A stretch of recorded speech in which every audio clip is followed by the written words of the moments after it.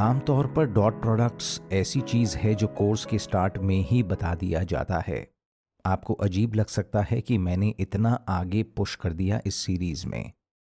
मैंने ऐसा इसलिए किया क्योंकि एक स्टैंडर्ड तरीका होता है ये टॉपिक इंट्रोड्यूस कराने का, जिसके लिए सिर्फ वेक्टर्स की बेसिक अंडरस्टैंडिंग ज़रूरी होती है।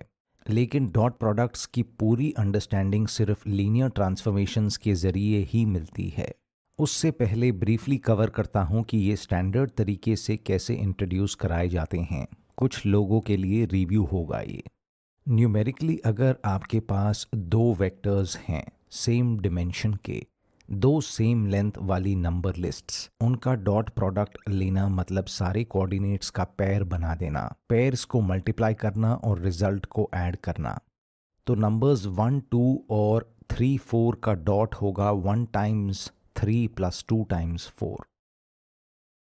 वेक्टर 6, 2, 8, 3 और 1, 8, 5, 3 का डॉट हुआ 6 times 1 plus 2 times 8 plus 8 times 5 plus 3 times 3। Luckily इस कंप्यूटेशन का अच्छा सा ज्योमेट्रिक इंटरप्रिटेशन है। दो वेक्टर्स v और w के बीच डॉट प्रोडक्ट सोचने के लिए मान लो w को उस लाइन पे प्रोजेक्ट किया जो ओरिजिन से और v की टिप से पास हो रही है।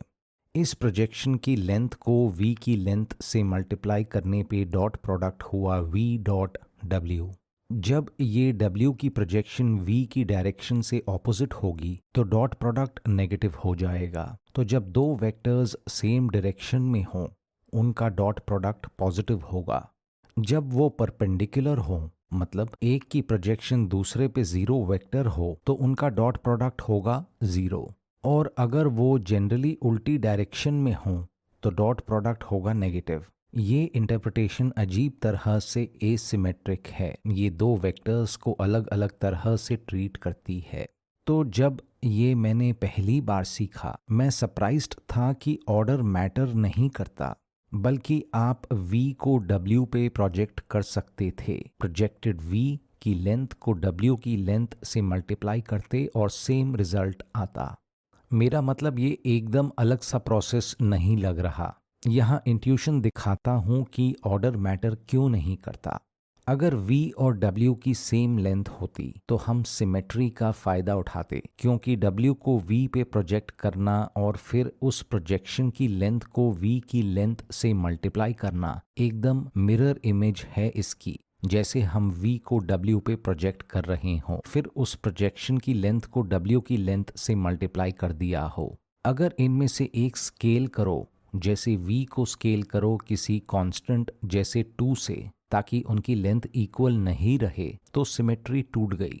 लेकिन देखते हैं डॉट प्रोडक्ट कैसे इंटरप्रेट कर सकते हैं इस नए वेक्टर 2 टाइम्स v और w के बीच। अगर आप सोचो w प्रोजेक्ट हो रहा है v पे, तो dot product 2v dot w exactly 2 गुना होगा v और w के डॉट प्रोडक्ट का। ये इसलिए क्योंकि जब आप v को 2 टाइम्स स्केल करते हो तो ये w की प्रोजेक्शन की लेंथ चेंज नहीं करती, लेकिन डबल कर देती है उस वेक्टर की लेंथ जिसके ऊपर प्रोजेक्शन हो रही है। दूसरी तरफ सपोज आप v को w पे प्रोजेक्ट करना चाह रहे थे। इस केस में प्रोजेक्शन की लेंथ है वो चीज़ जो स्केल होती है जब v को 2 से मल्टीप्लाई करें, लेकिन जिस वेक्टर के ऊपर प्रोजेक्ट कर रहे हो उस वेक्टर की लेंथ सेम रहती है, तो ओवरऑल इफेक्ट अब भी डॉट प्रोडक्ट डबल करने के समान है। हालांकि सिमेट्री टूटी है इस केस में। जो इफेक्ट स्केलिंग का डॉट प्रोडक्ट पे होगा वो दोनों इंटरप्रिटेशंस में सेम है। एक और बड़ा क्वेश्चन है जिसने मुझे कंफ्यूज किया था जब मैं पहली बार ये सब सीख रहा था। ये न्यूमेरिकल प्रोसेस जो है कोऑर्डिनेट्स को मैच करके पेयर्स मल्टीप्लाई करके ऐड करने वाला प्रोसेस, इसका प्रोजेक्शन से क्यों कनेक्शन है?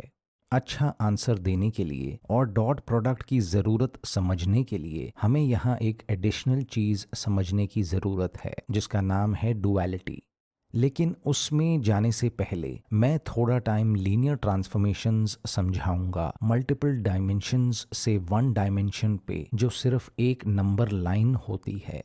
ये फंक्शंस होते हैं जो 2D वेक्टर लेके नंबर देते हैं, लेकिन लीनियर ट्रांसफॉर्मेशंस काफ़ी ज़्यादा रिस्ट्रिक्टेड होती हैं ऑर्डिनरी फंक्शन के मुकाबले।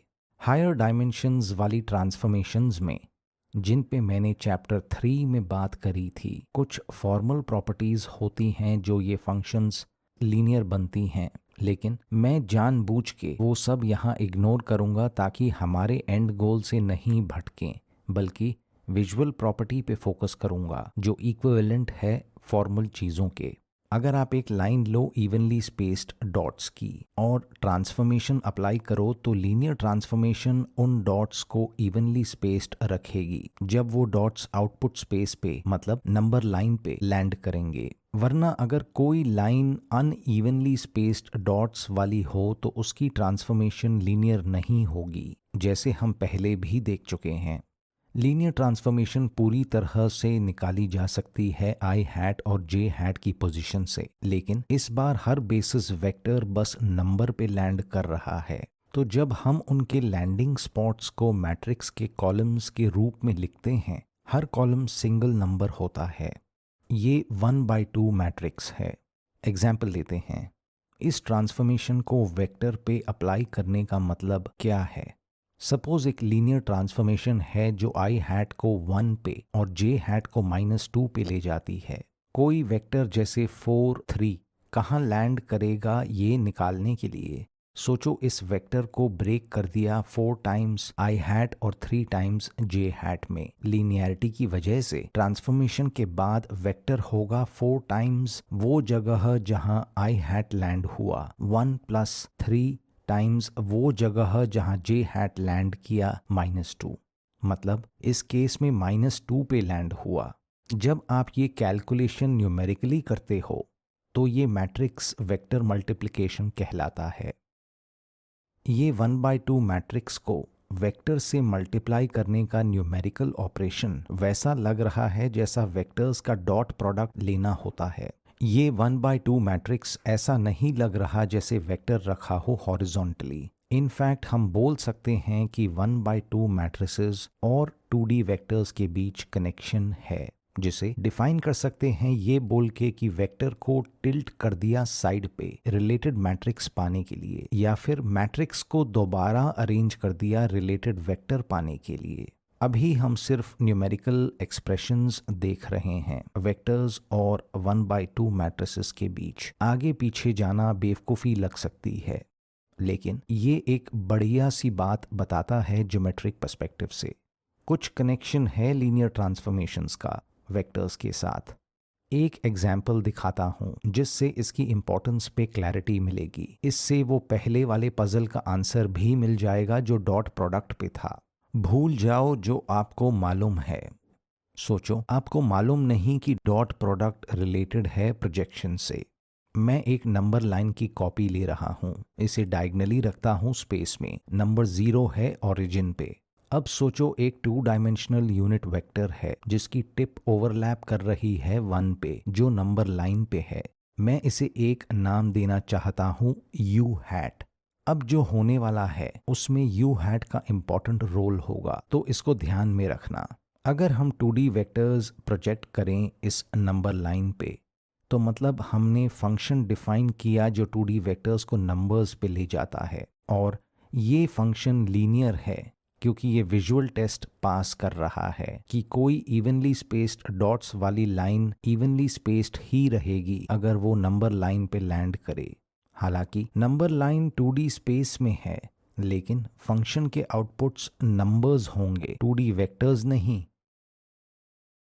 ऐसा फंक्शन सोचना चाहिए जो इनपुट में 2 कोऑर्डिनेट्स ले और एक कोऑर्डिनेट दे आउटपुट में। लेकिन वो you hat vector 2 dimensional vector है, इनपुट स्पेस में है। इसकी बस पोजीशन ऐसी है जो नंबर लाइन पे ओवरलैप हो रही है। इस प्रोजेक्शन से हमने लीनियर ट्रांसफॉर्मेशन को डिफाइन किया जो 2D वेक्टर से नंबर्स पे हो रही है। तो हमें कोई 1/2 मैट्रिक्स चाहिए जो वो ट्रांसफॉर्मेशन डिस्क्राइब कर सके। वो 1/2 मैट्रिक्स निकालने के लिए ये डायगोनल नंबर लाइंस पे जूम करते हैं, सोचते हैं आई हैट और जे हैट कहाँ लैंड होंगे, क्योंकि वो लैंडिंग स्पॉट्स ही कॉलम्स होंगे मैट्रिक्स के। ये पार्ट बहुत अच्छा है। हम रीजनिंग दे सकते हैं सिमेट्री से, क्योंकि आई हैट और यू हैट दोनों यूनिट वेक्टर्स हैं। आई हैट को उस लाइन पे प्रोजेक्ट करके जो यू हैट से पास हो रही है सिमेट्रिक लग रहा है, यू हैट को एक्स एक्सिस पे प्रोजेक्ट करने के। तो जब हम पूछें कि आई हैट प्रोजेक्शन के बाद कौन से नंबर पे लैंड हुआ, तो आंसर सेम होगा जहां यू हैट प्रोजेक्ट हुआ एक्स एक्सिस पे। लेकिन यू हैट को एक्स एक्सिस पे प्रोजेक्ट करने का मतलब हुआ यू हैट का एक्स कोऑर्डिनेट लेना। तो सिमेट्री की वजह से जिस नंबर पे आई हैट लैंड हुआ, जब उसे नंबर लाइन पे प्रोजेक्ट किया, वो होगा यू हैट का एक्स कोऑर्डिनेट। अच्छा है ना? जे हैट वाला केस के लिए रीजनिंग सेम ही है। सोचो एक बार, सेम वजहों से यू हैट का वाई कोऑर्डिनेट हमें सेम वही नंबर देता है जहां जे हैट लैंड हुआ जब उसे प्रोजेक्ट करते हैं नंबर लाइन की कॉपी पे। पॉज करके सोचो इस बारे में एक बार, मुझे लगता है ये सच में कूल है। तो 1/2 मैट्रिक्स की एंट्रीज जो प्रोजेक्शन ट्रांसफॉर्मेशन डिस्क्राइब कर रही हैं, कोऑर्डिनेट्स होंगी यू हैट के। इस प्रोजेक्शन ट्रांसफॉर्मेशन को कंप्यूट करना स्पेस में रैंडम वेक्टर्स के लिए, जिसके लिए मैट्रिक्स को मल्टीप्लाई करना ज़रूरी होता है, उन वेक्टर्स से कंप्यूटेशनली सेम होगा यू हैट के डॉट प्रोडक्ट्स लेने के। इसलिए यूनिट वेक्टर का डॉट प्रोडक्ट लेने को इंटरप्रेट कर सकते हैं ऐसे कि वेक्टर को प्रोजेक्ट किया उस यूनिट वेक्टर के स्पैन पे और लेंथ लिया। तो नॉन यूनिट वेक्टर्स का क्या? सपोज हमने वो यूनिट वेक्टर लिया यू हैट और स्केल किया 3 टाइम्स। न्यूमेरिकली उसका हर कंपोनेंट 3 से मल्टीप्लाई हो जाएगा। तो उस वेक्टर से रिलेटेड मैट्रिक्स देखा, ये आई हैट और जे हैट ले गया उनके पहले वाले लैंडिंग स्पॉट्स से 3 टाइम्स दूर। क्योंकि ये सब लीनियर है, इसका थोड़ा जनरल मतलब ये हुआ कि नई मैट्रिक्स को ऐसे इंटरप्रेट कर सकते हैं कि कोई भी वेक्टर को नंबर लाइन की कॉपी पे प्रोजेक्ट किया और जहां वो लैंड किया उसे 3 से मल्टीप्लाई कर दिया। इसलिए नॉन यूनिट वेक्टर का डॉट प्रोडक्ट इंटरप्रेट कर सकते हैं कि पहले वेक्टर को प्रोजेक्ट किया, फिर उस प्रोजेक्शन की लेंथ स्केल अप किया वेक्टर की लेंथ जितना। एक बार सोचो यहाँ क्या हुआ। लीनियर ट्रांसफॉर्मेशन हुई 2D स्पेस से नंबर लाइन पे, जो न्यूमेरिकल वेक्टर्स या न्यूमेरिकल डॉट प्रोडक्ट्स के रूप में नहीं डिफाइन हुई, वो बस डिफाइन हुई स्पेस को प्रोजेक्ट करके नंबर लाइन की कॉपी पे। लेकिन क्योंकि ट्रांसफॉर्मेशन लीनियर है, किसी ने उसे ज़बरदस्ती 2 मैट्रिक्स से डिस्क्राइब किया। और क्योंकि 1/2 मैट्रिक्स को 2D वेक्टर से मल्टीप्लाई करना सेम है उस बात के कि मैट्रिक्स को साइड में टर्न करके डॉट प्रोडक्ट ले लिया, इस ट्रांसफॉर्मेशन को 2D वेक्टर से रिलेट कराने के अलावा कोई चारा नहीं था। यहाँ ये सीख मिली कि जब भी कोई लीनियर ट्रांसफॉर्मेशन हो जिसका आउटपुट स्पेस हो नंबर लाइन, चाहे वो कैसे भी डिफाइन किया गया हो, कोई यूनिक वेक्टर v ज़रूर होगा उस ट्रांसफॉर्मेशन के कॉरेस्पॉन्डिंग, इस सेंस में कि ट्रांसफॉर्मेशन अप्लाई करना सेम होगा वेक्टर का डॉट प्रोडक्ट लेने के। मेरे लिए ये प्यारी बात है। ये मैथ में डुअलिटी का एग्जाम्पल है। डुअलिटी कई रूपों में होती है मैथ में, और इसे डिफाइन करना मुश्किल होता है। दूसरे शब्दों में, डुअलिटी उस सिचुएशन को बोलते हैं जब कनेक्शन हो दो तरह की मैथमेटिकल चीज़ में।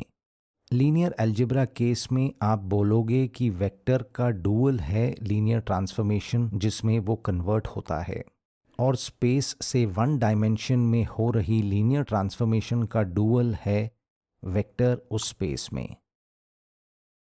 तो डॉट प्रोडक्ट काफ़ी काम आने वाला ज्योमेट्रिक टूल है प्रोजेक्शंस समझने के लिए और टेस्ट करने के लिए कि वेक्टर्स सेम डायरेक्शन में पॉइंट कर रहे हैं या नहीं। और ये शायद आपके लिए सबसे इम्पॉर्टेंट बात है डॉट प्रोडक्ट के बारे में याद रखने वाली। 2 वेक्टर्स डॉट करने का मतलब है उनमें से एक को ट्रांसफॉर्मेशंस की दुनिया में ट्रांसलेट करना।